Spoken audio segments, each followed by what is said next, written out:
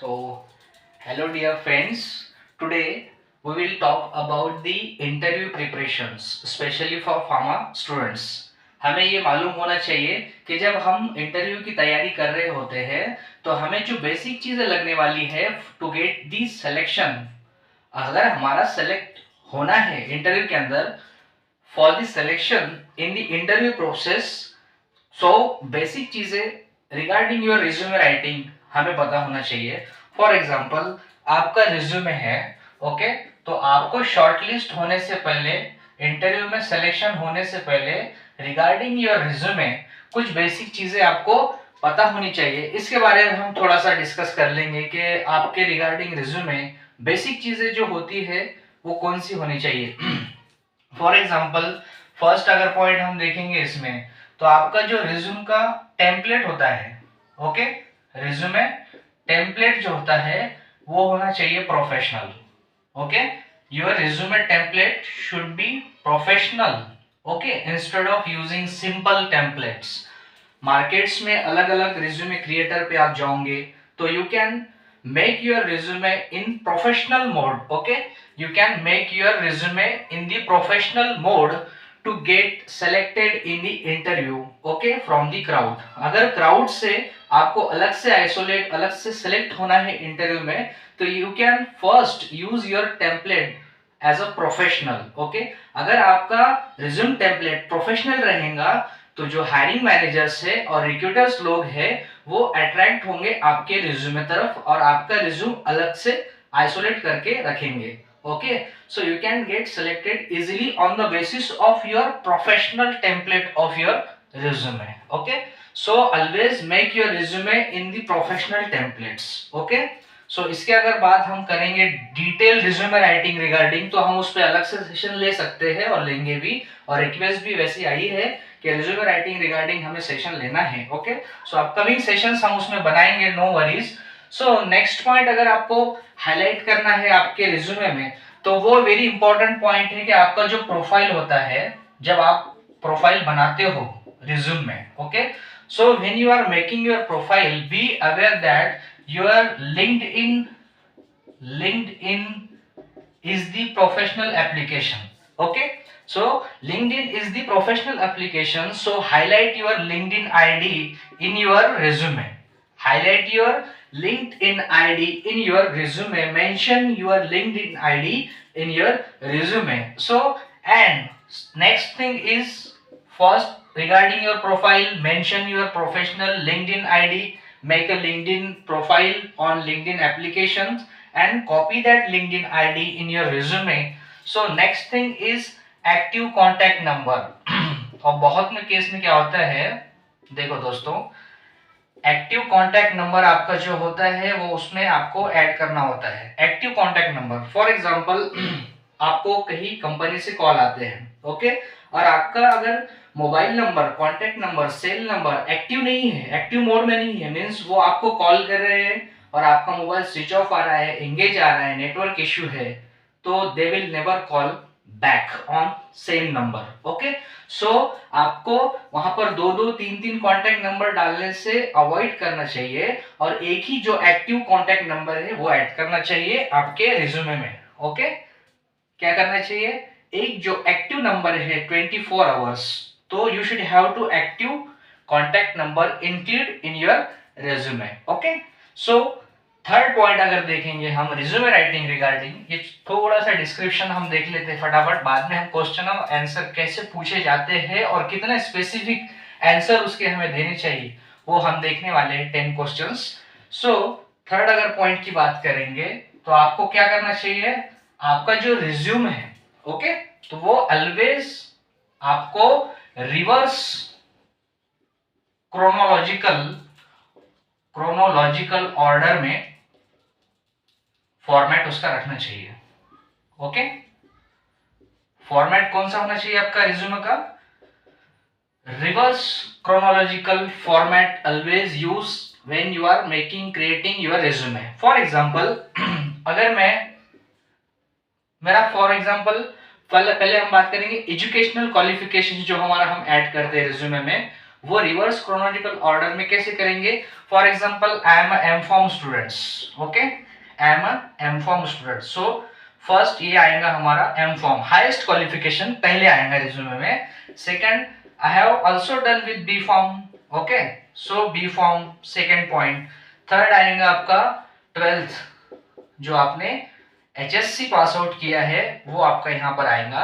Then आएगा आपका 11th, sorry 12th के बाद 10th, सॉरी, ओके, 10th वाला क्वालिफिकेशन का detail, SSC detail. So always use this format in your resume in the reverse chronological order, okay. So ये format आप अगर use करेंगे तो इसका क्या बेनिफिट्स है? जो रिक्रूटर्स होते हैं, जो हायरिंग मैनेजर्स होते हैं, तो वो ये देखते हैं कि आपका जो प्रोफाइल है उसमें हाईएस्ट और अपडेटेड क्वालिफिकेशन या प्रोफेशनल एक्सपीरियंस कितना है आपको, उनको वो देखने में इजी होता है। So use always reverse chronological format whenever you will make और create your resume, okay. So और नेक्स्ट पॉइंट अगर देखेंगे हम रिज्यूमे में और क्या ऐड करना चाहिए, ओके। सो आपका जो एक्स्ट्रा करिकुलर एक्टिविटीज है, extra curricular activities you should have to mention in your resume, okay, highlight or mention extra curricular activities in your resume, okay। so benefit क्या होता है कि उनको ये पता चलता है कि ये जो बंदा है, ये जो स्टूडेंट है, ये जो कैंडिडेट्स है, these are also from the background of extra curricular activities. उसने सिर्फ पढ़ाई ही नहीं किया, उसके साथ साथ उसकी हॉबीज को भी टाइम दिया, उसके जो पैशन वाली चीजें हैं उसमें भी उसने टाइम उसको इंक्लूड किया है। मींस इससे क्या वो मतलब डिफाइन करते हैं बंदे को कि हैविंग एडिशनल स्किल्स बंदे के पास है। सो always use the extracurricular activities in your resume, whatever extracurricular activities you have done through your academic or curriculum activities, you should have to mention that curricular extracurricular activities in your resume always, okay। so इसका इस्तेमाल किए करना जरूरी है resume writing के अंदर। अगर fifth हम पॉइंट देखेंगे और क्या चाहिए, मतलब और क्या चीज है जो हमें रिज्यूमे रिगार्डिंग देखनी चाहिए, ओके। सबसे मेन इंपॉर्टेंट चीज यहां पर आती है technical skills, okay. You are a fresher, so always highlight this technical skills वाला point in your resume. For example you are applying for regulatory affairs, अगर आप रेगुलेटरी अफेयर्स डिपार्टमेंट के लिए जॉब अप्लाई कर रहे हो तो आपके रिज्यूम में टेक्निकल स्किल्स ऐसे मेंशन होना चाहिए। फॉर एग्जांपल टेक्निकल स्किल्स में आपने लिखा कि regulatory affairs, regulatory affairs, regulatory affairs, क्या लिखा? Regulatory affairs management, regulatory affairs management. और सेकेंड पॉइंट लिखा know about the CTD ECTD, okay, CTD ECTD। Then और क्या लिखा? स्ट्रेटेजी, स्ट्रेटेजिक स्किल्स में आपने स्ट्रेटेजिक मीटिंग वगैरह लिखा। सो इस टाइप में स्किल्स आप हमेशा यूज करो whenever you will making your resume, okay. So always technical skills highlight करना चाहिए आपको रिज्यूमे में, ताकि वो जो ऑटोमेटिक उनका रिज्यूमे कैप्चर करने का जो मशीन्स होता है, फॉर एग्जांपल एक वैकेंसी है, वहां पे नंबर ऑफ रिज्यूमे में वहां के लोगों के आएंगे एक वैकेंसी के लिए, तो आपका रिज्यूम कैसे हाईलाइट होगा इजीली?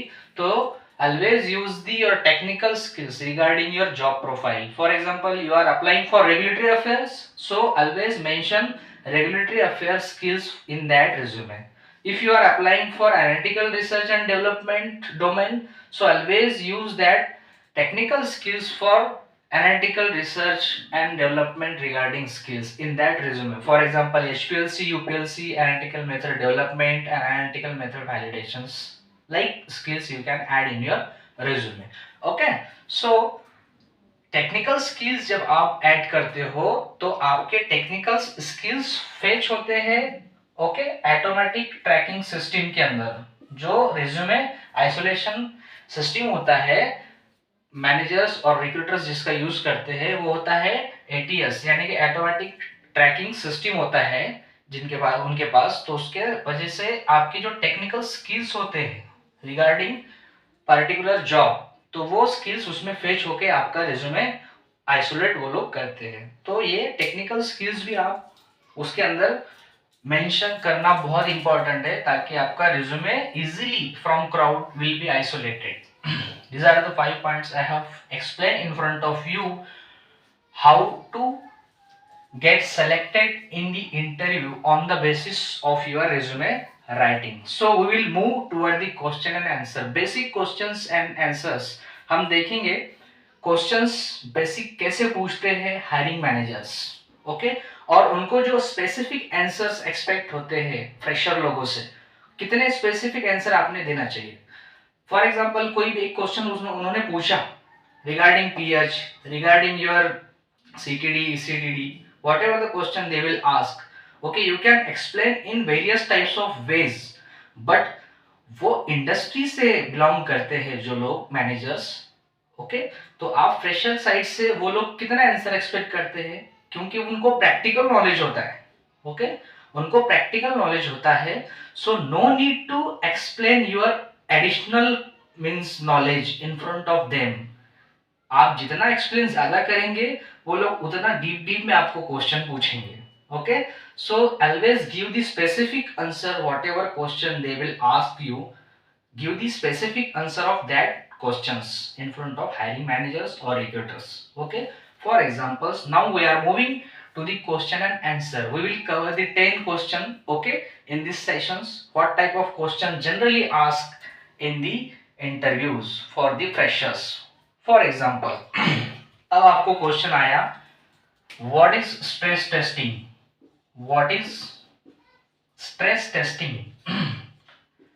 फॉर एग्जाम्पल ये मैं इसलिए क्वेश्चन यहाँ पे इंक्लूड कर रहा हूँ इन फ्रंट ऑफ यू, क्योंकि मेरा जो नेटवर्क है कनेक्शन ज़्यादा है और मुझे बहुत से फ्रेंड्स फ्रेशर हो या एक्सपीरियंस्ड हो उनके हमेशा मैं कांटेक्ट में रहता हूँ, और इंटरव्यू के जो भी क्वेश्चन उनको पूछे जाते हैं वो मैं रिकॉर्ड करता हूँ अच्छे से नोटबुक में एंट्री करके उसका रिकॉर्ड मेंशन करता हूँ, ताकि आपको उसका फायदा हो, फ्रेशर हो या एक्सपीरियंस्ड हो, ओके। सो जनरली ये क्वेश्चन आते हैं जो हम एक्सप्लेन कर रहे हैं। सो ध्यान दो, what is mean by stress testing, ये पूछा जाएगा आपको। क्या पूछा जाएगा, स्ट्रेस टेस्टिंग क्या होता है। सिंपल मीनिंग अगर हम देखेंगे इसका, okay, as you know stress testing is regarding to your stability study. ये क्वेश्चन किस पे है, स्टेबिलिटी स्टडी पे क्वेश्चन ये पूछा जाता है, ओके। जो ICH Q1 गाइडलाइंस है उस पर ये जनरली क्वेश्चन पूछा जाता है, और ICH स्टेबिलिटी जो गाइडलाइंस है, स्टेबिलिटी टेस्टिंग वाला जो कंसेप्ट है वो बहुत इंपॉर्टेंट है फार्मा में। सो इसीलिए फ्रीक्वेंटली ये क्वेश्चन पूछा जाता है, what is stress testing, and it is regarding to your stability study, okay. So when we will see stress is regarding your load, okay, मतलब कुछ तो एक्स्ट्रा टेम्परेचर यहाँ पे अप्लाई हो रहा है regarding your stability, okay. So you can guess this question is regarding stability, so you have to give the specific answer in this way. Stability study का जो स्ट्रेस टेस्टिंग वाला part है, अगर स्ट्रेस टेस्टिंग वो पूछेंगे तो हम ऐसा इसको डिफाइन करेंगे, sir it is the process of, it is the process of, ये क्या है, एक प्रोसेस है स्ट्रेस टेस्टिंग, और इसको और भी एक नाम है, okay, synonym force degradation study, हम इसको बोलते हैं force degradation study, because as you know long term, accelerated, intermediate, these are the 3 stability conditions as per ICH guideline. So stress testing and force degradation study is also the part of ICH, okay, but in case of stress testing we are increasing the temperature as compared to accelerated study about the 10 degrees Celsius, okay. Why? Because we have to know the retest period and shelf life of the drug, and to know the degradation pathway and drug की intrinsic stability, so that's why we are using the stress testing वाला concept. तो ये concept आपको जब पूछेंगे what is meant by stress testing or force degradation study, so we will define in this case it is the process of degradation, it is the process of degradation. ये degradation का process है, इसमें क्या degrade किया जाता है, इसमें degrade किया जाता है drug substance. Okay, it is the process of degradation of the drug substance at a condition, कौन से कंडीशन पे, at a condition more severe than accelerated, at a condition more severe than accelerated, more severe than accelerated condition, more severe than accelerated conditions, ये इसका definition है, specific definition है। जब आपको stress testing पे क्वेश्चन आएगा तो आप क्या बोलेंगे, it is the process of degradation of the drug substance at condition more severe than accelerated, more severe than accelerated. For example accelerated जो कंडीशन है, ओके, अगर आप देखेंगे तो इसका टेम्परेचर, इसका जो कंडीशन है वो कितना है, 40-75 है। कितना है, 40 degree Celsius ±2 and 75% RH ±5%। Okay, तो एक्सेलरेटेड कंडीशन पे हम स्टेबिलिटी कितने डिग्री पे कंडक्ट करते हैं, 40-75। और in case of stress testing study it will be on 50 degree Celsius और 60 degree Celsius. Okay, it will be on 50 degree Celsius और 60 डिग्री सेल्सियस पे हम एक्सेलरेटेड के कंपेयर में स्ट्रेस टेस्टिंग करेंगे। मतलब हम अगर लॉन्ग टर्म, इंटरमीडिएट और एक्सेलरेटेड स्टडी कर रहे हैं तो ये एडिशनल जो टेस्टिंग है, स्ट्रेस टेस्टिंग, तो वो कितने पे कर रहे हैं, एक्सेलरेटर्स के कंपैरिजन में 10 degree Celsius of increment of the temperature. Okay, so ये इसका डेफिनेशन है, what is stress testing. So we will give the answer. It is the process of degradation of drug substance. It is the process of degradation of drug substance at condition more severe than accelerated. मतलब accelerated जो condition है उससे हम severe condition पे ये study perform करते हैं regarding your drug substance. Okay, regarding your drug substance. Clear definition, you can give the specific answer in this way. Define करो पहले, it is the process of degradation at a condition more severe than accelerated for the drug substance. ये हो गया condition. और अगर आपको पूछेंगे कि why stress testing is carried out, आप क्यों करते हो स्ट्रेस टेस्टिंग, ओके, अगर ऐसा पूछा तो आप क्या बोलोगे, why it is carried out. Second अगर क्वेश्चन इसमें पूछा उन्होंने कि why stress testing is carried out, why stress testing is carried out, ऐसा अगर पूछा तो why stress testing is carried out, तो उनको सिर्फ इतना एग्जांपल में आप आंसर दे दो। एग्जांपल में मींस आंसर इतना दे दो स्पेसिफिक कि to determine what, stress testing किस लिए की जाती है, to determine the degradation pathway, to determine the degradation pathway and to determine the intrinsic stability. Okay, ये दो चीजें करने के लिए, डिटरमाइन करने के लिए, to determine okay, to determine intrinsic stability. बस इतना ही आंसर देना है आपको। ज्यादा आप डीप में जाएंगे तो वो भी बहुत डीप में जाएंगे और आपका इंटरव्यू बहुत लंबा चलेगा। So be aware about the questions. आपने डिफाइन किया, देन वो पूछेंगे अगर कि स्ट्रेस टेस्टिंग क्यों करते हैं, तो उनको बोलना आपको चाहिए, so you should have to give the specific answer in this way, to determine degradation pathway and to determine the intrinsic stability. Question first clear. Okay, we will move toward the question second. मैं explain कर रहा हूँ question आपको, थोड़ा सा मतलब explain कर रहा हूँ थोड़ा थोड़ा, क्योंकि उसमें बहुत सा एक्सप्लेनेशन आ जाएगा, इसलिए आपको जनरली बता रहा हूँ कि कौन से क्वेश्चन ज्यादा पूछे जाते हैं, चाहे आप कोई भी डिपार्टमेंट में जाओ ये क्वेश्चन आते ही आते हैं। Okay, analytical regarding department is very important if you will go in the regulatory affairs or whether in formulations, analytical question will be there, okay, because analytical questions बहुत इंपॉर्टेंट होते हैं। अब सेकंड क्वेश्चन अगर हम देखेंगे, हमने ये देखा कि जो स्टेबिलिटी स्टडी है उसके रिगार्डिंग फर्स्ट क्वेश्चन देखा, अब आएगा आपका सेकंड पूछेंगे what are the ICH stability zones. ये भी क्वेश्चन बहुत बार आ चुका है और पूछते हैं what are the ICH stability Jones.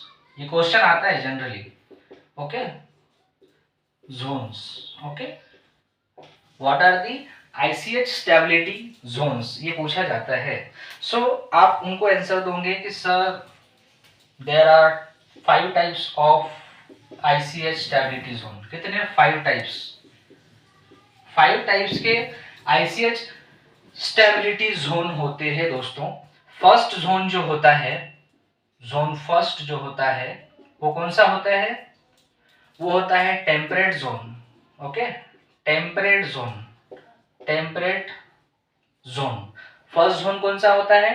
Temperate zone, जिसके अंदर माइल्ड टेम्परेचर होता है, माइल्ड टेम्परेचर होता है। ओके, माइल्ड टेम्परेचर होता है। Zone first is temperate zone. Second zone is sub tropical. मैं यहाँ पे इसको इधर इधर लिख देता हूँ। ओके, कितने जोन होते हैं? 5 जोन होते हैं।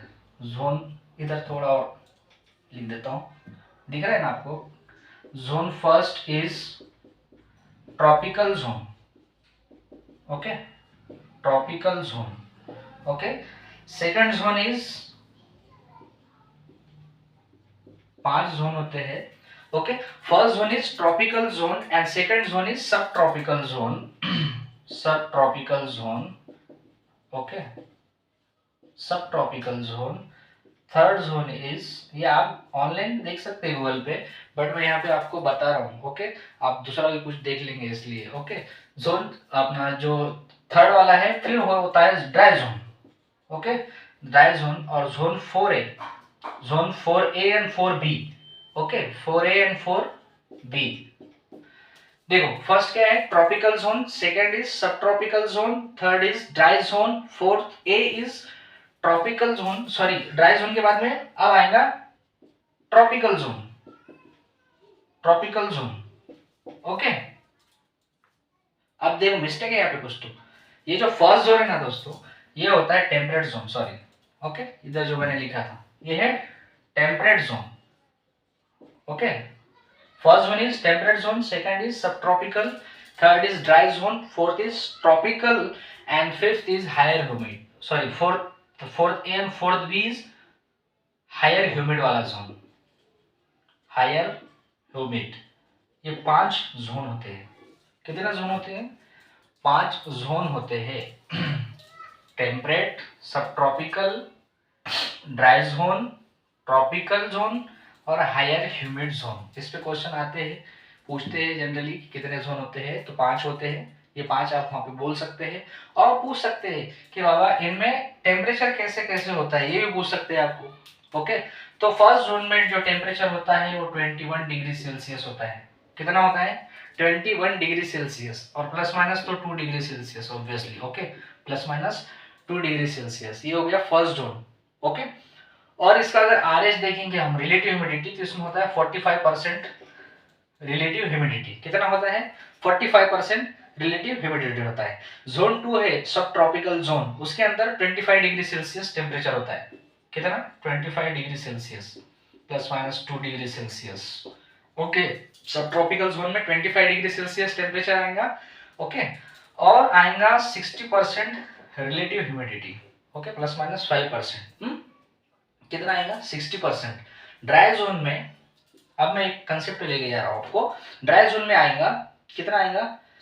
ये आएगा जोन थर्ड में, ये हुए 21 25। अब इसके अंदर आएगा जो जोन थर्ड होता है, जो जोन थर्ड होता है, तो उसके अंदर आएगा 30 degree Celsius, plus minus 2। Okay, इसमें देखो 21 25 30, देन 30 30, इसमें भी 30 आएगा, इसमें भी 30 आएगा। इजी है। ओके, ओके, 5 जोन है। फर्स्ट जोन में 21 टेम्परेचर है, सेकंड जोन में 25 है, थर्ड में 30 है, फोर्थ में 30 है, फोर्थ बी में भी 30 है। ओके, और इसमें अगर ह्यूमिडिटी देखेंगे तो 45 है, 60 है, देन 35 आएगा, देन 35% आरएच आएगा। ओके, कितना आएगा? 35% आरएच एंड देन 65। ओके, इसमें 65% आरएच और इसमें 65 के बाद 75। ओके, तो ये क्वेश्चन आते हैं कि कितने टाइप्स के जोन्स होते हैं और उनके टेम्परेचर कंडीशंस क्या है। जनरली ये क्वेश्चंस आते हैं, फ्रेशर को नहीं मालूम होता है, इसलिए मैं नोट डाउन करके भी बता रहा हूँ। ओके, और इसके नीचे 2 जोन एडिशनल होते हैं, मतलब वो कंडीशन होते हैं रेफ्रिजरेटेड और फ्रोजन। ये मैं आपको बताना चाहता हूँ, इस पे भी पूछा जाता है क्वेश्चन बहुत ज्यादा।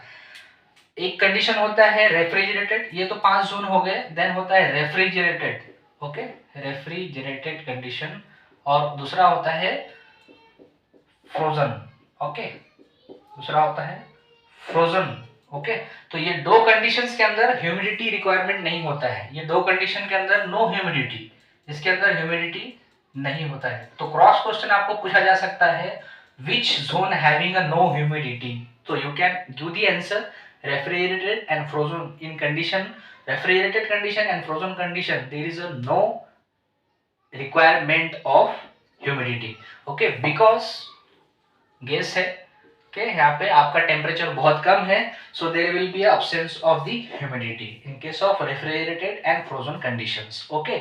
अगर उनकी टेम्परेचर की बात करेंगे तो रेफ्रिजरेटर में आपका टेम्परेचर होगा 5 degree Celsius plus minus 3 degree Celsius, ये इसकी कंडीशन है। और फ्रोजन में अगर बात करेंगे तो ये होता है -15 डिग्री सेल्सियस, कितना होता है -15 degree Celsius plus minus 5 degree Celsius, okay. Clear zone उसके कंडीशंस, ओके। और ऐसे जोन्स जिसके अंदर ह्यूमिडिटी नहीं होती है that is a condition refrigerated and frozen वाला, so that two conditions having no requirement of humidity because there is a very less temperature is present, okay।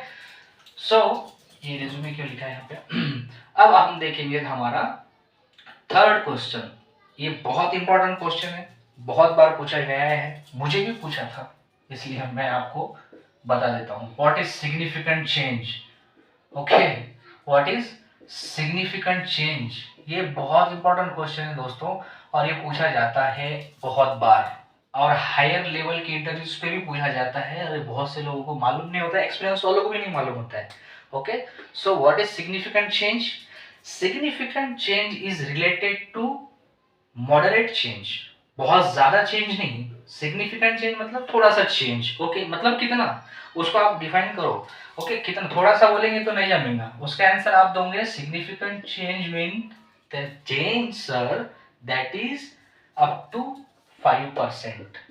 अगर आपका मान लो आप ऐसे परफॉर्म कर रहे हो, okay, if you are performing the assay of your drug product, okay, आप कोई टैबलेट का इंजेक्शन का ऐसे कर रहे हो, ओके, तो उसके अंदर आपका जो इनिशियल वैल्यू है, इनिशियल वैल्यू मींस ऐसे का इनिशियल वैल्यू अगर आ गया आपका 98% ऐसे आया, आपका कितना आया 98%, और अगर आपने फिर से उसको परफॉर्म किया, ओके, फिर से उसको अगर परफॉर्म किया, या फिर आपका रेफरेंस वैल्यू है 100%, रेफरेंस टारगेट आपका है 100% ऐसे आना चाहिए, और आपका आ रहा है 90%, मतलब सिग्निफिकेंट चेंज क्राइटेरिया में वो इन्वॉल्व नहीं है, ओके।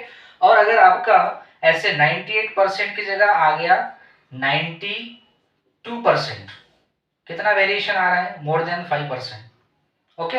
अगर 5% से फॉर एग्जांपल आपका जो इनिशियल वैल्यू है उससे आपका जो सेकंड वैल्यू आता है वो अगर 5% इनिशियल एसे से ज्यादा डिफर करता है तो that change is your significant change, clear, okay. Means if your initial value of the essay, okay, will be more than 5%, okay, so that value is significant change, वहां पर आपका significant change हो गया, वो acceptable नहीं होता है, okay। so और एक कुछ एग्जांपल ले लेंगे हम, okay। अगर आपका फेलियर हो रहा है, failure to meet pH acceptance criteria, failure to meet pH, तो भी वहां पर सिग्निफिकेंट चेंज बोल सकते हैं, ओके। सेकेंड पॉइंट, और अगर क्या हो रहा है तो उसको सिग्निफिकेंट चेंज बोल सकते हैं, failure to meet, failure to meet, failure to meet acceptance criteria, meet acceptance criteria, ये देखो ये तो रिलेटेड है आपके acceptance criteria, failure to meet acceptance criteria, अगर आप डिसोल्यूशन कर रहे हैं फॉर एग्जांपल, तो अगर आपके पास 12 डोसेज यूनिट्स है, 12 टैबलेट होते हैं, ओके, तो 12 टैबलेट में अगर आपका कोई 12 टैबलेट में से आपके कितने टैबलेट्स के ऐसे बराबर डिसोल्यूशन बराबर आ रहा है, 7 का ही बराबर आ रहा है। ओके, तो जो एक्सेप्टेंस क्राइटेरिया है उस हिसाब से आपका ये मीट नहीं हो रहा है। So failure to meet acceptance criteria, okay, for dissolution up to 12 dosage units, so that in that condition अगर आपके 12 डोसेज मैच नहीं हो रहा है तो दैट इज अ फेलियर, और वो सिग्निफिकेंट चेंज है। सिग्निफिकेंट चेंज मतलब क्या लिखा हमने, failure to meet is acceptance criteria, significant change is failure to meet specification or acceptance criteria is known as a significant change. If 5% change will be occur in essay, for example, from your its initial value, so in that case that is a significant change. So we have completed 3 questions. Question number 4 question number 4 time ज़्यादा हो रहा है। Okay, question number 4 थोड़ा fast लेता हूँ मैं। Question number 4 अगर देखेंगे हम तो ये रिगार्डिंग रेगुलेटरी अफेयर्स पूछा जाता है, बहुत इंपॉर्टेंट क्वेश्चन है। What is CTD and eCTD, basic question है, सबको पूछते हैं क्या रहता है सीटीडी और ईसीटीडी। देखो जैसे कि हमें पता है, as we know, as we learn the concept CTD and eCTD, सिर्फ हमें इतना मालूम होता है कि सीटीडी जो है वो पेपर वर्क में पहले सबमिट करते थे, अभी इलेक्ट्रॉनिक मीडिया आ गया इसलिए इलेक्ट्रॉनिक फॉर्म में जा रहा है। सो it is a common technical document and it is the electronic common technical document for, okay, ये आपका फर्स्ट डिफरेंस हो गया। ये कॉमन टेक्निकल डॉक्यूमेंट होता है सर और ये इलेक्ट्रॉनिक कॉमन टेक्निकल डॉक्यूमेंट होता है, ये तो जनरल है, बट इसके अंदर आप एडिशनल प्रोफेशनल वे में एक्सपेक्टेड आंसर कैसे दे सकते हो मालूम, जो वो लोगों को एक्सेप्ट है। आप बोल सकते हो सर कि जो सीटीडी है ना, सीटीडी में ये डिफरेंस बता सकते हैं आप कि जो सीटीडी है उसमें paper volume must be A4 होना चाहिए। Paper volume, paper volume paper volume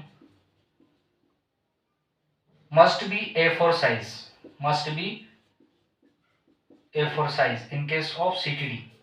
In case of CTD, paper volume must be A4 size. So in case of ECTD, E document can be A4 size. यहाँ पे E document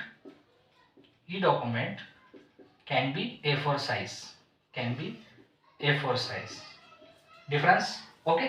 और इसमें अगर आप adjust और add करेंगे तो e document can be A4 size and और US letter size, US letter size ऐसे भी बोलते हैं, यूएस लेटर साइज मतलब ये 2 पॉइंट इसके अंदर ईसीटीडी के अंदर आप ऐड कर सकते हैं। In case of CTD sir there is a paper volume must be A4 size and in case of ECTD sir, E document can be A4 size and US letter side, okay. और एक अगर आपको इसमें point add करना है, CTD और ईसीटीडी में आपको पूछा डिफरेंस क्या है दोस्तों, ओके, तो और एक आप पॉइंट ऐड कर सकते हैं, वो इंपॉर्टेंट पॉइंट है, वो अगर आप एक्सप्लेन करेंगे, ओके, हायरिंग मैनेजर्स के सामने और रिक्रूटर के सामने, तो पता चल जाएगा कि ये बंदा फ्रेशर है but he did the study good, okay, अच्छे फॉर्म में इसने स्टडी किया है और अच्छी कंसेप्ट क्लैरिटी है इसकी, ओके। कौन सा वाला पॉइंट हमको बोलना चाहिए कि सर सीटीडी के केस के अंदर जब सीटीडी जो पॉइंट है सर उसके अंदर हम सीटीडी का नेविगेशन करते हैं तो वो बाय टीओसी और वॉल्यूम करते हैं, सीटीडी नेविगेशन, ओके, ये आप आंसर दे दो। सीटीडी नेविगेशन जो होता है by TOC, table of content होता है सर और वॉल्यूम से होता है, टेबल ऑफ कंटेंट से होता है सर और वॉल्यूम से होता है। अब ये table of content, okay, volume, ये क्या है, ये हमने सीटीडी और ईसीटीडी में देखना है, ओके। तो आपका जो अगर रिक्वेस्ट है तो मैं और डिटेल में सेशन बनाऊंगा but that will be a paid session, okay. I have already out the session on CTD and ECTD, okay, you can watch that session, that is paid session on 199, okay। So उसके अंदर वो session के अंदर हमने पूरा explain किया है folder structure कैसा होता है सीटीडी का और ईसीटीडी का। जो पेड सेशन मैंने इसके पहले बताया था मेरा आउट हुआ है यूट्यूब पर and that is a private video session, so you can watch that session to understand easily CTD and eCTD क्या होता है। और ये बेसिक क्वेश्चन है, आपको लाइफ टाइम लगने वाला है अगर आप रेगुलेटरी अफेयर में जॉब करना चाहते हो तो। So you can learn that session from that session, okay, CTD and eCTD, okay. तो आप बोल सकते हो उनको कि सर सीटीडी का जो नेविगेशन है बाय टीओसी एंड वॉल्यूम किया जाता है और in case of eCTD navigation कैसे करते हैं, ईसीटीडी में कैसे करते हैं by XML backbone, XML backbone से नेविगेशन होता है दोस्तों ईसीटीडी की केस में, और यहाँ पे कैसे हो रहा है, टीओसी से, टेबल ऑफ कंटेंट से और वॉल्यूम से हो रहा है। So you can differentiate CTD and ACTD in this way. So question 4 complete. Question number 5 पे आते हैं। तो ये मिक्स क्वेश्चन देख रहे हैं हम, ज्यादातर इसमें रेगुलेटरी और एनालिटिकल के क्वेश्चंस हैं। ओके, फार्माकोविजिलेंस के वगैरह भी ऐड कर देंगे सेकंड सेशन में। सो अब आएगा क्वेश्चन नंबर 5 आपका। क्वेश्चन नंबर 5 मतलब 10 क्वेश्चन देख रहे हैं अपने को जनरली। ओके, कैसे क्वेश्चन आते हैं, उसको कितना आंसर आपको देना चाहिए, ये हम देख रहे हैं ना। ओके, सो क्वेश्चन नंबर 5 अगर पूछेंगे आपको कि what are the different types of CMC sections, what are the different type of, अगर पूछा आपको what are the different what are the different types of CMC sections for drug substance and drug product। Okay, अगर ऐसा पूछा तो क्या बोलेंगे आप। ओके, ये तो पता ही नहीं बोले ये किधर होते हैं सेक्शंस। ओके, तो पता करो किधर होते हैं, वो आप ढूंढो। आईसीएच गाइडलाइंस भी किधर सेक्शन है वो देखना है आपको, मैंने बताऊंगा आप। Okay, so what are the different types of section, CM section for DS and DP. सब रेडीमेड मैं ही करके दूंगा तो आप क्या करेंगे, इसका मतलब ये है। ओके, तो सीएमसी सेक्शंस क्या होते हैं ये पूछा जाता है आपको दोस्तों, जनरली ड्रग सब्सटेंस और ड्रग प्रोडक्ट के लिए कौन से सेक्शंस होते हैं अलग अलग। ओके, अगर बात करेंगे हम पहले ड्रग सब्सटेंस की, हमारा जो ड्रग सब्सटेंस है अगर उसकी बात हम करेंगे, ओके, तो उसमें 7 सेक्शन होते हैं। कितने सेक्शन होते हैं, 7 सेक्शन होते हैं टोटल, ये बात ध्यान में रखो। ड्रग सब्सटेंस की अगर बात करेंगे तो उसमें 7 सेक्शन होते हैं। फॉर एग्जांपल 32S ये जो आता है, okay, S is your drug substance and if P will be came in this case, so 32P अगर आएगा तो वो ड्रग प्रोडक्ट होगा, सेकंड कैटेगरी। तो हम क्या देख रहे हैं, ड्रग सब्सटेंस देख रहे हैं, प्रोडक्ट नहीं देख रहे। तो ड्रग सब्सटेंस के लिए 32S याद आ रहा है, 32S for the drug substance. And 32S1 अगर आ जाएगा तो यहाँ पे आता है जनरल इंफॉर्मेशन रिगार्डिंग, सब आपकी जो ड्रग सब्सटेंस की जनरल इंफॉर्मेशन होती है, जनरल इंफॉर्मेशन होती है वो सब यहाँ पे इंक्लूड होती है 32S1 सेक्शन में। मतलब आप जब मॉड्यूल फोल्डर बनाते हो ईसीटीडी और सीटीडी के, तो उसमें जब आपका ड्रग सब्सटेंस आता है तो 32S1 फोल्डर में आपका जनरल इंफॉर्मेशन होता है। क्या होता है, जनरल इंफॉर्मेशन होता है। तो ड्रग सब्सटेंस के कितने सेक्शन होते हैं, 7 सेक्शन होते हैं, और वो होते हैं 32S1 से लेके 32S7 तक। ओके, कितने सेक्शन होते हैं, 7 सेक्शन होते हैं ड्रग सब्सटेंस के केस में। First 32S1 will be a general information, 32S2 will be the drug substance manufacture, 32S3 will be the drug substance characterizations, 32S4 आएगा, ये आपको आईसीएच गाइडलाइन में मिल जाएगा, मैं ओरली एक्सप्लेन कर रहा हूँ। 32S4 आएगा control of drug substance, 32S5 आएगा रेफरेंस स्टैंडर्ड मटेरियल, ओके, जो आप यूज करते हैं। 32S6 जो रहेगा वो कंटेनर क्लोजर सिस्टम रहेगा, 32S7 रहेगा स्टेबिलिटी। तो ऐसे 7 सेक्शंस होते हैं ड्रग सब्सटेंस के अंदर सीएमसी के। अब बात करेंगे ड्रग प्रोडक्ट की, साथ ही होते हैं क्या उसमें, मुझे भी ध्यान नहीं आ रहा है। ड्रग प्रोडक्ट में कितने सेक्शंस होते हैं, कितने होते हैं, ड्रग सब्सटेंस में 7 सेक्शन, क्लियर, 32S1 से लेके 32S7 तक, और ड्रग प्रोडक्ट में उसमें 8 है। Okay, how much sections, 8 sections will be in the drug product। जब ड्रग प्रोडक्ट आएगा तो उसमें आप अलग अलग 8 सेक्शंस देखोगे। तो मैंने बताया था जैसे आपको 32PS आएगा क्या यहाँ पे, सॉरी 32S आएगा क्या यहाँ पे, नहीं आएगा, 32P आएगा फॉर ड्रग प्रोडक्ट। ओके, सो उसके सेक्शंस अलग अलग होंगे 8, 32P1, 32P2, 32P3, 32P4, 32P5, ऐसे सेक्शंस 8 तक होंगे ड्रग सब्सटेंस और ड्रग प्रोडक्ट के लिए। तो ये भी क्वेश्चन आपको आता है बाबा कि ड्रग सब्सटेंस और ड्रग प्रोडक्ट के लिए कौन से सेक्शंस होते हैं और कितने सेक्शंस होते हैं। अब देखेंगे व्हाट इज डिसोल्यूशन, क्वेश्चन आ सकता है और आता है। एनालिटिकल क्वेश्चन है ये। Okay, question number 6, what is dissolution. अगर आपको ऐसा पूछा, बहुत पूछते हैं ना इंटरव्यू में, सो बी प्रिपेयर। ओके, बहुत से क्वेश्चंस आपको करने होंगे। ओके, और हाँ, आपको ये बताना था कि session wise, for example if you want to do the job in regulatory affairs और if you want to do the job in analytical research and development, we are conducting the various types of lectures and session that are paid from friends. Okay, so you can buy that session to acknowledge or to gain the knowledge, sorry to gain the knowledge. Okay, for example आपको regulatory affair में जाना है, आपको analytical research में जाना है, तो हम उस पे सेशंस ले रहे हैं जो पेड है, so you can watch that session and gain the knowledge. Okay, and to crack the interview, that will be a very helpful for you. Okay, लो मत लो, it's depend on you. Okay, so what is dissolutions, what is dissolution अगर आप पूछा, okay अगर what is dissolution पूछा, तो देखो first ये तो रेट डिटरमाइनिंग स्टेप होता है, क्या होता है, लेकिन वो कंसेप्ट तरफ हमें जाना नहीं है। रेट डिटरमाइनिंग स्टेप वो फिर बहुत ज्यादा पूछेंगे आप, सिर्फ सिंपल पूछा आपको व्हाट इज डिसोल्यूशन, तो आपने बोलना चाहिए sir it is a process, वही अपना sir it is a process of transfer, of transfer, क्या ट्रांसफर, सॉलिड सरफेस से लिक्विड सरफेस में mass transfer. So it is the process of, it is the process of, ऐसे define करेंगे हम, it is the process of mass transfer, या मास लिखो क्या, okay mass transfer, it is the process of mass transfer from solid surface of the formulation, solid surface to liquid surface of the media.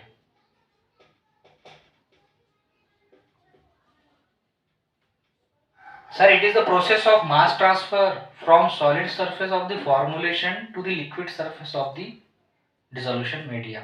We can say in advance ऐसा media video लगाते जाओ ताकि उनको भी समझ में आए कि हाँ यार बंदे के पास स्किल्स है, तो उनको बताना है कि सर हम जब डिसोल्यूशन स्टडी करते हैं, ओके जो हमारा डिसोल्यूशन स्टडी होता है तो various types of basket paddle apparatus होते हैं। फॉर एग्जांपल ये आपका क्या है, पैडल है, ये पैडल फिर रहा है इसमें, ओके रोटेटिंग बास्केट हो या पैडल हो, ये डिसोल्यूशन इसमें मीडिया है, ओके ये डिसोल्यूशन मीडिया है, अब इसमें इसका ड्रग है आपका, ओके ये अलग अलग टैबलेट्स है आपके, या फिर एक टैबलेट है एक मीडिया में, ओके कंसिडर करो एक टैबलेट है इसमें, तो ये जो आपका टैबलेट या फॉर्मुलेशन का जो सॉलिड सरफेस है, ओके क्या है सॉलिड सरफेस है, वो ट्रांसफर हो रहा है लिक्विड मीडियम में, मीडिया में different type of media will be there in the presence of dissolution, so it is the process of mass transfer from solid surface to liquid surface. Simple definition है, यही बताना है, दूसरा कोई definition Google से मत बताना, बहुत कंफ्यूजन होगा और वो लोग बहुत ज्यादा डिटेल में आपको पूछेंगे। Okay so it is the process of mass transfer from the solid surface to the liquid surface. आपको क्वेश्चन पूछेंगे कि बाबा उसमें apparatus कितने टाइप के आते हैं, ये भी आपको क्वेश्चन पूछा जाएगा, what is the type of apparatus, how much type of apparatus are utilise और use in case of dissolution, तो उनको बोलना चाहिए कि 7 टाइप्स ऑफ apparatus यूज होते हैं डिसोल्यूशन प्रोसेस में।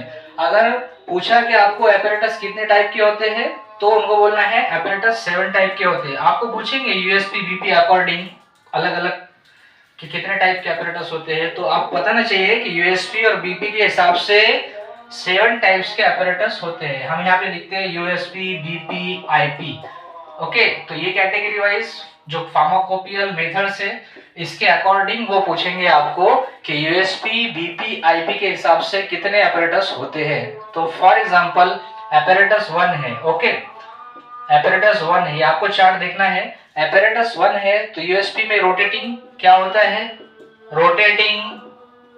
रोटेटिंग बास्केट, ओके तो ऐसे आप देख लेंगे चार्ट समझ जाएंगे आपको।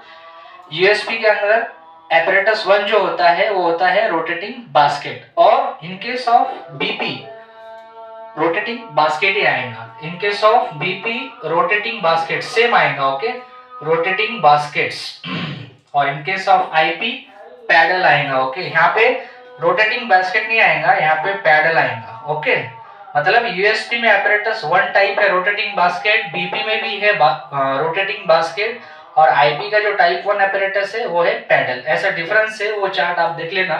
ओके। और यूएसपी के हिसाब से बात करेंगे हम, apparatus 7 टाइप्स के apparatus है। For example apparatus 1 rotating basket, second is paddle, okay, and apparatus 3 is reciprocating cylinder, apparatus 4 is flow through cell, apparatus 5 is paddle over disc, apparatus 6 is cylinder, and apparatus 7 is I think reciprocating holder, okay।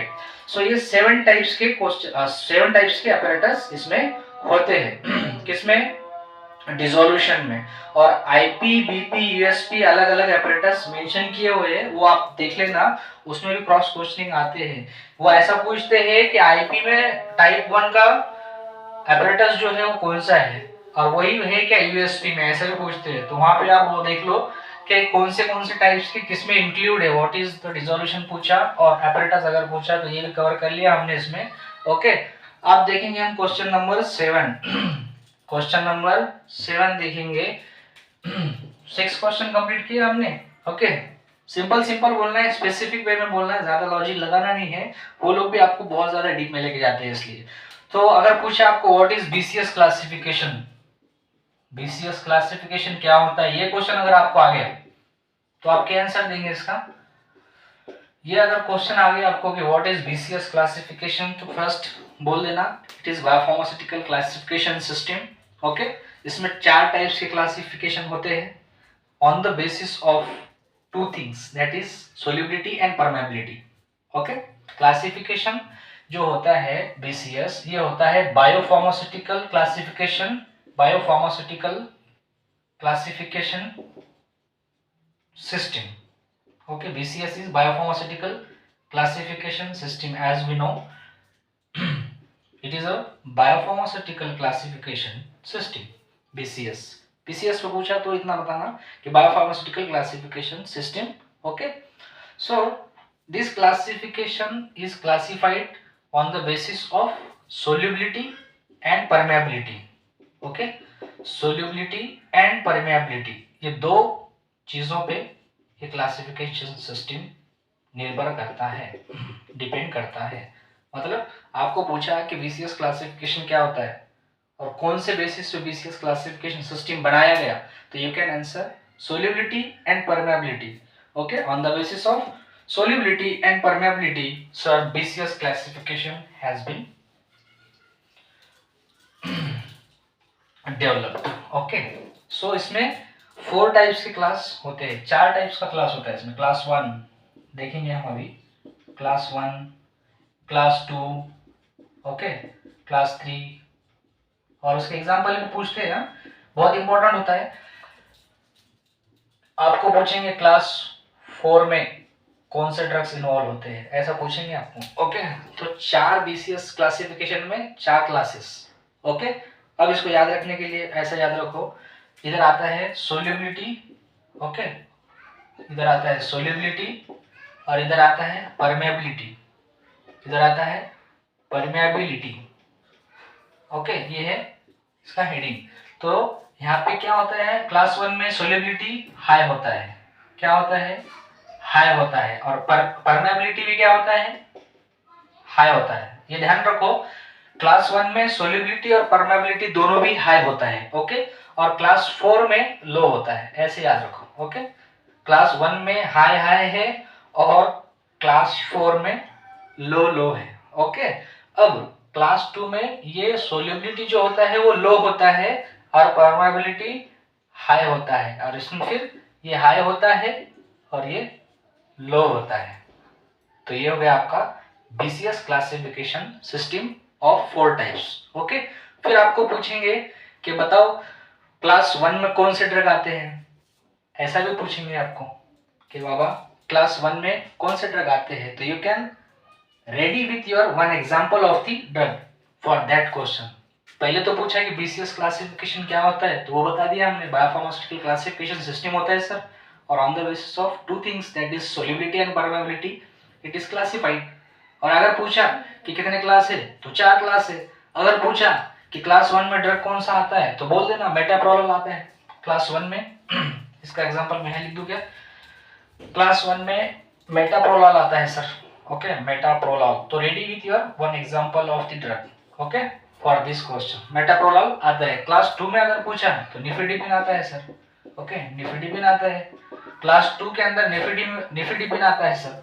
और अगर पूछा कि class 3 के अंदर कौन सा आता है तो बोल देना सिमेटिडिन आता है। Okay, so you should have to ready with your example, one example of the drugs. और अगर क्लास 4 में आता है तो पूछ ले, बोल देना क्लोरथायाजिड कौन सा आता है तो बोलना chlorothiazide. Okay, so we have seen here BCS क्या होता है, सॉलिड मास ट्रांसफर, डिसोल्यूशन देखा, बीसीएस देखा। बीसीएस दो बेसिस पे क्लासिफाइड है, सोल्युबिलिटी और परमेबिलिटी पे, और उसके 4 क्लास है। उसके ड्रग के एग्जांपल भी देख ली। ये क्वेश्चंस इतना ही पूछते हैं, इससे ज्यादा कुछ पूछा नहीं जाता। और अगर पूछ लिया आपको कि सोल्युबिलिटी, हाईली सोल्यूबल और हाईली परमिएबल ड्रग क्या होते हैं तो उसका एक बार डेफिनेशन आपको देख लेना चाहिए। ओके, वो भी पूछ सकते हैं, बट ज्यादातर इसी पे फोकस होता है उनका। अब आता है मेन इंपॉर्टेंट क्वेश्चन, बहुत ज्यादा पूछते हैं, क्वेश्चन नंबर 8 जिसको हम बोलेंगे। क्वेश्चन नंबर 8 हमारा जो रहेगा। ओके, मेरा थोड़ा एक्चुअली मतलब प्रॉब्लम हो रहा है ज्यादा बात करने में, सो इसलिए मेरी आवाज कभी ज्यादा हो रही है कभी कम हो रही है। मोस्टली क्वेश्चन पूछा जाता है ये वाला पीएच एंड पीकेए, ये क्वेश्चन आता ही आता है, बहुत कंफ्यूजिंग क्वेश्चन है। और इसको सिंपल वे में, स्पेसिफिक वे में कैसे आंसर देना है मैं बताता हूँ। ओके, खुश, ओके, हैप्पी। तो पीएच अगर पूछा मैनेजर ने आपके, तो उनको ऐसा बताना कि उनको भी नहीं मालूम होना कि किस वे में एक्सप्लेन किया है, कितना अच्छा बंदा है सर। उनको बोलना, ज्यादा उनको कंफ्यूज मत कराना, sir it is a power of hydrogen ion, sir it is a power of hydrogen ion. बोलेंगे वाह, ये तो नया बता रहा है कुछ तो। Okay, P means power of hydrogen ion, pH की बात कर रहे हैं। Sir it is the power of hydrogen ion, मतलब जो पावर है, ओके, वो H प्लस आयन का कितना होता है ये हम पीएच में देखते हैं सर, ये बताना उनको। ओके, पीएच में कितना पावर होता है अपना H प्लस का, वो देखते हैं सर। और पूछा अगर पीएच क्या होता है तो हमने बता दिया it is a power of H plus ion sir. And पूछा कि अगर आपका पीएच स्केल क्या होता है तो हम बोलेंगे सर 0 से 14 तक होता है। कितना होता है? 0 से 14 तक सर हमारा पीएच स्केल होता है। ये हमारा पीएच स्केल 0 से 14 तक होता है, ये बताएंगे हम। Okay, 0 will be acidic point, okay, 0 will be acidic point, 7 will be the neutral point. भाई जो एक्सप्लेन कर रहा हूँ ना उसमें थोड़ा लॉजिक है, जो आपको नहीं पता शायद वो मैं बताना वाला हूँ। और 14 विल बी द बेसिक, ये तो आपको पता ही है, लेकिन इसमें और भी चीजें होती है जब मैं एक्सप्लेन करता हूँ जो जनरली लोगों को पता नहीं होती, फ्रेशर्स। ओके, इसके अंदर ऐसी क्या चीजें मिली वोल्ट वाला है, वो कंसेप्ट मैं बताना चाहता हूँ। ओके, सो पूछा कि पीएच क्या आता है sir, it is start from 0 and and on 14। Okay, 15 भी होता है but practical approach is different, minus भी होते हैं। तो अब 7 पे क्या होता है, एक एडिशनल पॉइंट बता रहा मैं आपको, मिली वोल्ट का, ये पूछा जाता है मिली वोल्ट कितना होता है, क्या होता है। ओके, सो पीएच अगर पूछा तो बोलना एसिडिक और बेसिक 0 से 14 तक, 7 will be the neutral point. Okay, so अब 7 पे जो H प्लस आयन एक्टिविटीज होती है वो न्यूट्रल होती है, इसलिए यहाँ पर मिली वोल्ट जनरेट नहीं होता है, 0 मिली वोल्ट होता है। कितना? 0 मिली वोल्ट। क्योंकि आप जब इंडस्ट्री में जाएंगे तो आपको रेगुलर पीएच कैलिब्रेशन करना होता है, तो on the basis of millivolt slope, okay, ये सारी चीजें आपको नोट डाउन करनी होती है लॉग बुक में। ओके, तो यहाँ पर आपको बोलना है कि मिली वोल्ट 7 पे 0 है सर, और जैसे जैसे आप pH6, pH5, pH4, 3, 2, 1 respectively and 8, 9, 10, 11, 14 तक जाएंगे, वैसे वैसे उसके आयन एक्टिविटीज कम ज्यादा होती है। तो मिली वोल्ट pH7 पे 0 इसलिए है क्योंकि वहां पे H plus ion activity neutral है। जैसे ही आप 6 pH पे जाएंगे तो आप किधर जा रहे हो, एसिडिक तरफ, तो हर pH पे 59.16 इतना मिली वोल्ट जनरेट होता है। कितना? 59.16 millivolt per pH unit will be the increase. Okay, and we are moving toward the acidic, so it will be a plus 59.16 on 6 pH. So 5 pH पे कितना आएगा, 5 pH पे जाएंगे तो मिलीवोल्ट कितना आएगा, 118 मिलीवोल्ट, और ये प्लस साइन आएगा इसमें, ये आएगा मिलीवोल्ट। ओके, और आप जब बेसिक तरफ जाओगे, आपका बेसिक स्केल तरफ, तो यहाँ पे 7 पे 0, 8 पे 59.16 मिलीवोल्ट, ये माइनस साइन आएगा मिलीवोल्ट का, क्योंकि ये बेसिक स्केल है, 9 पे जाएंगे तो 118, ये भी बेस माइनस में। तो यहाँ पर इधर इधर जब जा रहे हैं बेसिक तरफ, if we are moving toward the basic scale, millivolt sign will be in the minus, and if we will moving toward the acidic scale, minus वाला जो साइन था मिलीवोल्ट का प्लस में आ गया। ओके, सो 59.16 पर pH millivolt will be generated. इतना answer काफी है। अगर पूछ लिया तो pH पूछा तो बता देना पावर ऑफ हाइड्रोजन आयन होता है, मिलीवोल्ट पूछा तो ये बता देना। अब पूछते हैं pH और pK का रिलेशन क्या होता है। तो हेंडरसन हेसेलबैच इक्वेशन मत बताना बाबा, देखो इतना डीप में लेके जाएंगे उनको भी नहीं समझेगा और अपने को भी नहीं समझेगा, हम क्या एक्सप्लेन करें और वो क्या समझ रहे हैं, और उनको भी नहीं समझेगा, वो भी कंफ्यूज होंगे। तो इतना ही बता देना, उनको एक्सपेक्टेड होता है एनालिटिकल डिपार्टमेंट वालों को regarding your chromatography. Okay, pH और पीकेए, वो उनको भी इतना ही पता होता है। ओके, ज्यादा पढ़ते नहीं वो लोग भी, ज्यादा सब मेरी तरह पढ़ने वाले नहीं होते एक्चुअली। तो क्रोमेटोग्राफी जो होता है उसके रिलेटेड वो ये क्वेश्चन को पूछते हैं। तो उनको बोलना सर जब आप क्रोमेटोग्राफी या हम जब एनालिसिस करते हैं तो पीएच और पीके का रिलेशन हमारे लिए जो इम्पोर्टेंट है वो इस तरह है कि आपका ड्रग है, ओके, आपका जो ड्रग है उसका पीकेए अगर 4.5 है, example if your drug having the pK value is 4.5, so pH of your mobile phase or buffer will be plus minus 1, okay, plus minus 1, मतलब आपके ड्रग का पीके वैल्यू कितना है 4.1 4.5 है, तो आपके मोबाइल फेस का जो पीएच होना चाहिए एटलीस्ट वो 5.5 या 3.5 होना चाहिए, एटलीस्ट 3.5 या 5.5 होना चाहिए। क्यों? क्योंकि अगर आपके ड्रग का पीकेए और पीएच इक्वल होगा तो वहां पे इक्विलिब्रियम हो जाएगा। अगर हम देखते हैं pKa is equal to pH हो जाएगा, मतलब ये आपके ड्रग का पीके है और आपकी ये सॉल्वेंट यानी मोबाइल फेस का पीएच है बफर का, तो ये अगर सेम हो जाएगा तो यहाँ पे 50% क्या होगा, आयनाइजेशन अनायनाइजेशन होगा। और हमेशा हमें आयनाइजेशन एक्टिविटीज इंपॉर्टेंट होती है क्रोमेटोग्राफी के अंदर। Okay, so pKa and pH will not be same. Okay, so always try to make your pH plus minus 1 as compared to जब भी आप मीडिया या जब भी आप आपका मोबाइल फेस बनाओगे तो आपका जो मोबाइल फेस का pH है वो आपके ड्रग के pKa से प्लस माइनस 1 होना चाहिए, तो वहां पर आयनाइजेशन और आयनाइजेशंस इफेक्टिवली होगा और 50-50% एसोसिएशन डिसोसिएशन आयनाइजेशन अनायनाइजेशन नहीं होगा। और sorry, better separation with the help of chromatography करने के लिए हमको आयनाइजेशन होना जरूरी है। सो ये हो गया पीएच पीके का relationship. Okay, so question number 9 हमने ये देख दिया। और पीके को थोड़ा सा आप ऐसे भी एक्सप्लेन कर सकते हो, अगर सर उन्होंने बोला कि पीके ओके, तो इट इंडिकेट्स और it's related to only acid sir. Okay, it is related to the only acid. अगर आपका पीकेए, आपका अगर ड्रग का पीकेए ज्यादा है तो वो क्या है, वीक एसिड है, ऐसा भी बोल सकते हैं आप, ये भी कंसेप्ट ध्यान में रखो।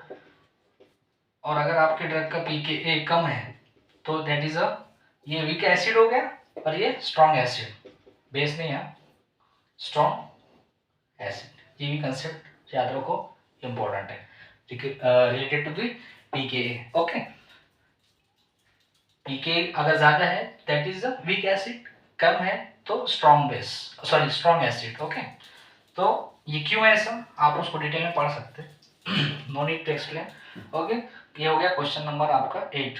अभी 9 छोटा सा क्वेश्चन है। ओके, पूछा जाता है रिगार्डिंग अगर आप जा रहे हो फार्माकोविजिलेंस में।